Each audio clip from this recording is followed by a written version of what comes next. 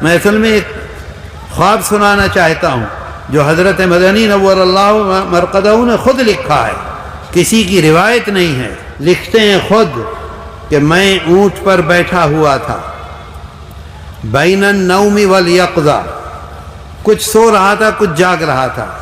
فرماتے ہیں کہ زندگی میں پہلی مرتبہ ہمارے آقا اور سردار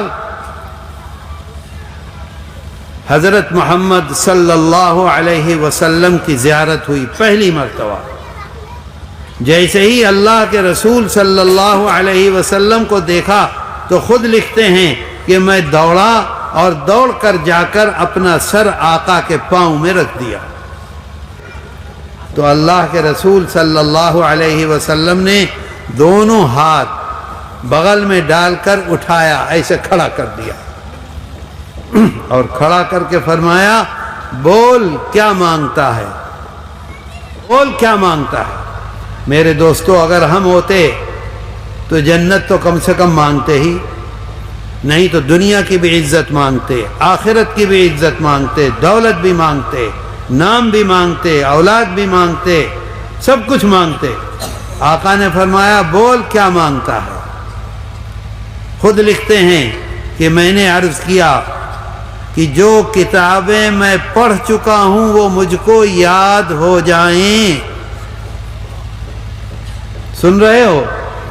فرماتے ہیں کہ میں نے عرض کیا کہ جو کتابیں پڑھ چکا ہوں وہ یاد ہو جائیں، اور جو کتابیں نہیں پڑھی ہیں میرے اندر وہ استعداد پیدا ہو جائے کہ میں مطالعہ کر کے ان کو سمجھ سکوں۔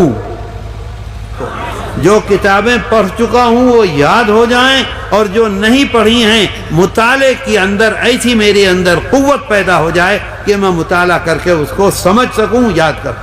آقا نے فرمایا جا تجھ کو دیا۔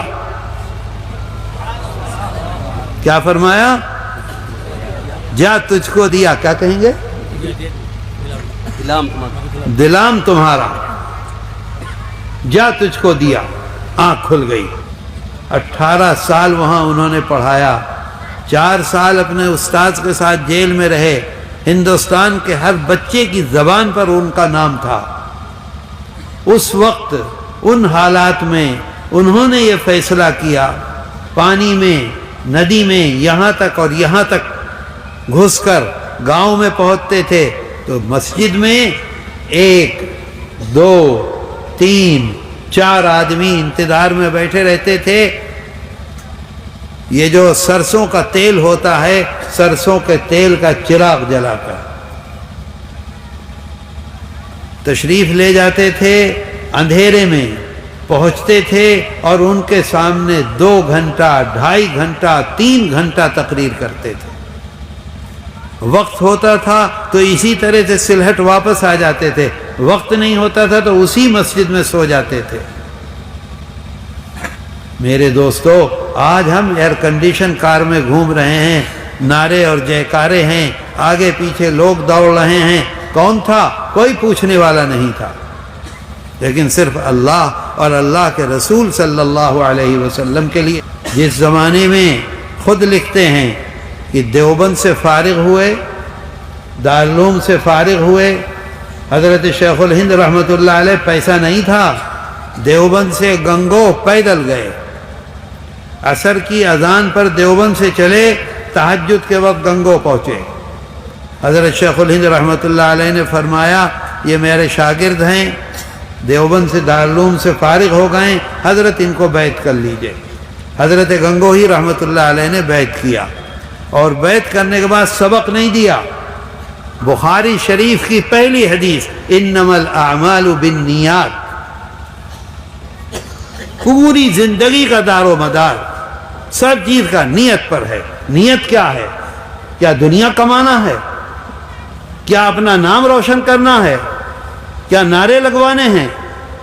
یا صرف اللہ اور اللہ کے رسول کو خوش کرنا ہے؟ میرے دوستو، مکہ مکرمہ سے مدینہ منورہ کے لیے ہمارا خاندان چلا، اور اس زمانے میں موٹریں نہیں تھیں، ہوائی جہاز نہیں تھے، ٹرینیں نہیں تھیں۔ کیسے جاتے تھے؟ اونٹ پر۔ اونٹ کو دیکھا ہے آپ لوگوں نے؟ اونٹ پر آدمی بیٹھے گا تو اگر پکڑ کے نہ بیٹھے تو بیٹھا رہ جائے گا یا گر جائے گا؟ گرے گا کہ نہیں؟ کوئی اونٹ پر بیٹھے گا تو کیا سو جائے گا؟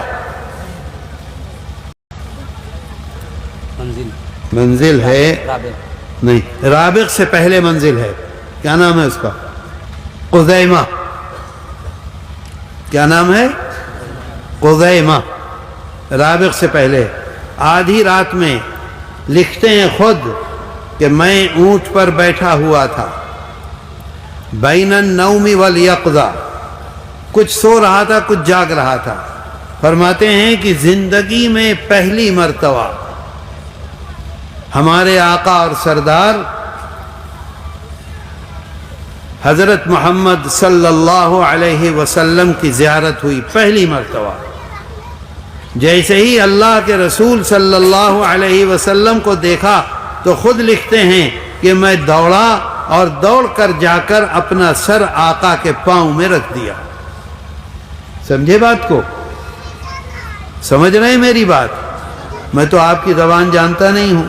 اپنا سر آپ کے پاؤں میں، یعنی سر کے بل گر گئے تو اللہ کے رسول صلی اللہ علیہ وسلم نے دونوں ہاتھ بغل میں ڈال کر اٹھایا، ایسے کھڑا کر دیا اور کھڑا کر کے فرمایا بول کیا مانگتا ہے. میرے دوستو، اگر ہم ہوتے تو جنت تو کم سے کم مانگتے ہی نہیں، تو دنیا کی بھی عزت مانگتے، آخرت کی بھی عزت مانگتے، دولت بھی مانگتے، نام بھی مانگتے، اولاد بھی مانگتے، سب کچھ مانگتے.